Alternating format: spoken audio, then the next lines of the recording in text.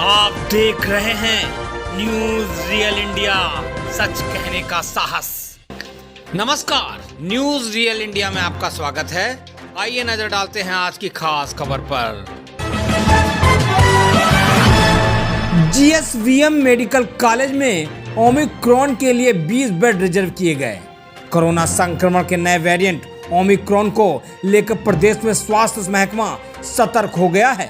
कानपुर के GSVM medical college में Omicron के लिए 20 बेड रिजर्व कर दिए गए हैं। जीएसवीएम मेडिकल कॉलेज के प्रिंसिपल संजय काला ने कहा कि ओमिक्रॉन वेरिएंट डेल्टा वेरिएंट जैसा खतरनाक नहीं है। ओमिक्रॉन ने दुनिया भर में 215 केस पाए गए हैं। जिन लोगों में ओमिक्रॉन वेरिएंट पाया गया उनमें गंभीर लक्षण नहीं पाए गए। ऐसे में इस वेरिएंट से डरने की जरूरत नहीं बल्कि सावधान रहने की जरूरत है। दुनिया के कई देशों में कोरोना का डेल्टा वेरिएंट फैल रहा है जो ओमिक्रॉन से ज्यादा खतरनाक है। एहतियात के तौर पर मेडिकल कॉलेज में ओमिक्रॉन के लिए 20 बेड रिजर्व कर दिए गए हैं। कानपुर से कौस्तुभ मिश्रा की रिपोर्ट, न्यूज रियल इंडिया में। लेकिन ये है कि हमारे अभी 5 से 16 वार्ड में हम लोगों को सिलेंडर इस्तेमाल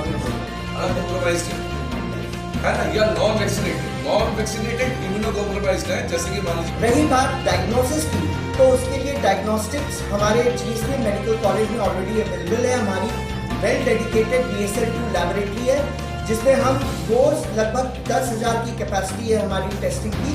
मैन पावर की कमी की वजह से हमने उसको डिक्रीज करके 2,500 से 3,000 केसेस हम लोग डेली कर रहे हैं, क्योंकि इसके ज्यादातर म्यूटेशन स्पाइक प्रोटीन में हुए हैं।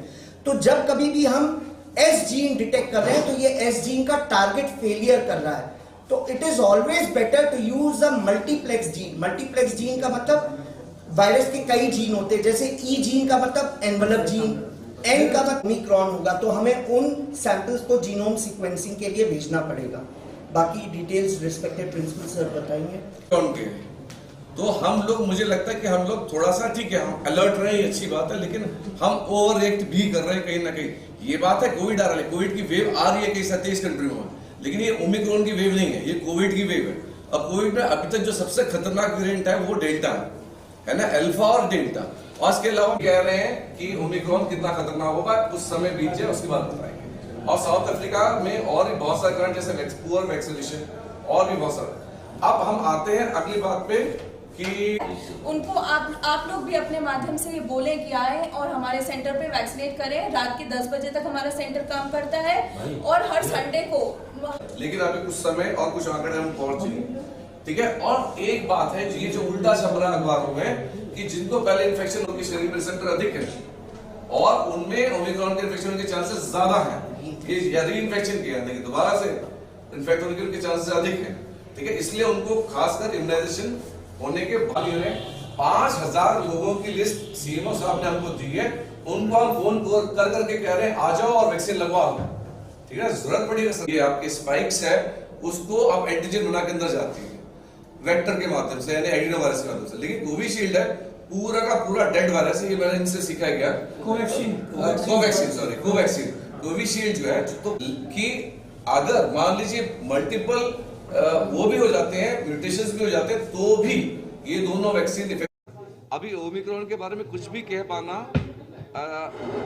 डिफिकल्ट है, क्योंकि इसमें अभी कुछ हफ्ते और लगेंगे। लेकिन जो आंकड़े आ रहे हैं, WHO के आंकड़े आ रहे हैं, उसके हिसाब से जो ओमिक्रॉन है अभी तक वर्ल्ड में कुल मिला के 25 कंट्री में सिर्फ 214 केसेस हुए हैं। तो मेरे को लगता है कि ओमिक्रॉन का हाइप ज्यादा हुआ, लेकिन जो कोविड के केसेस बढ़ रहे हैं उसमें ओमिक्रॉन का रोल कम है बजाय कि अदर वेरिएंट्स का, खासकर डेल्टा वेरिएंट है जो सबसे खतरनाक है। और जो साउथ अफ्रीका में पहली बार डिटेक्ट हुआ था 24 नवंबर को, जो WHO ने इसको डिक्लेयर किया था, तो ये जो वेरिएंट है ओमिक्रॉन, ये ज्यादा अधिक तेजी से फैलता है अगर हम तुलनात्मक रूप से देखें। लेकिन अभी तक इसके सीवियर जो डिजीज किसी के अंदर देखी नहीं गई है, माइल्ड डिजीज देखी गई है, लेकिन अधिकतर इसमें से यंग लोग हैं, इसलिए अभी कुछ भी कहना संभव नहीं है, कहना कठिन होगा। और तीसरी बात यह है कि अभी भी डेल्टा वेरिएंट है वो उतना ही खतरनाक है जितना पहले था, और ओमिक्रॉन से ज्यादा खतरा इस वक्त डेल्टा वेरिएंट का ही है। तो क्या कहा जाए कि तीसरी वेव आ रही है, इस तरीके से केसेस बढ़ रहे हैं?